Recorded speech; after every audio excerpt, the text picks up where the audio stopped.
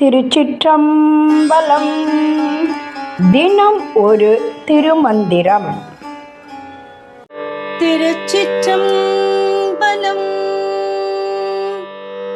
சூடுவன் நெஞ்சிடை வைப்பன் பிரான் என்று பாடுவன் பன்மலர் தூவி பணிந்து நின்று ஆடுவன் நாடி அமரர் பிரான் என்று நாடுவன் நான் இன்று அறிவது தானே.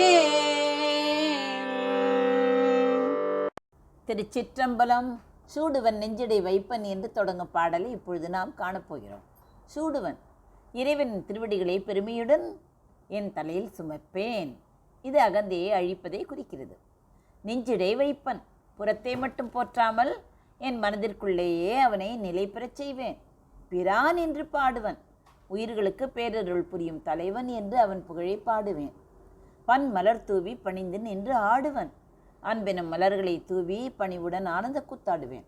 ஆடி அமரர் பிரான் என்று நாடுவன், விண்ணுல தேவர்களுக்கெல்லாம், அதாவது விண்ணுலகில் இருக்கிறார்களே அந்த தேவர்களுக்கெல்லாம் மேலான தலைவன் அவன் ஒருவனே என்று உணர்ந்து அவனை தேடி அடைவேன்.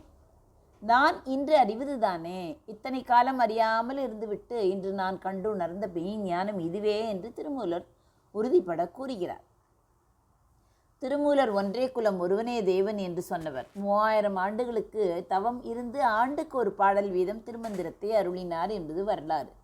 இந்த பாடலின் பின்னணியில் உள்ள தத்துவம் இதுதான். இறைவன் எங்கோ வானத்தில் இல்லை, அவன் நம் நெஞ்சுக்குள்ளேயே இருக்கிறான்.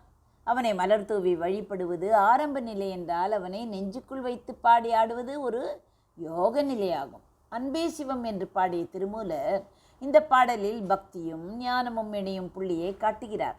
வெறும் சடங்காக செய்யாமல் நெஞ்சு உருகி பாடி ஆடும்போதுதான் அமரர் பிரானை, அமரர் பிரான் என்றால் என்ன, மரணமில்லா பெருவாழ்வு தரும் இறைவனை நாம் அடைய முடியும் என்பதை தன் அனுபவ உண்மையாக சொல்கிறார்.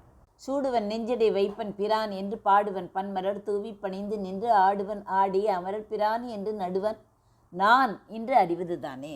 நன்றி, வணக்கம். உமா பாலசுப்ரமணியன்.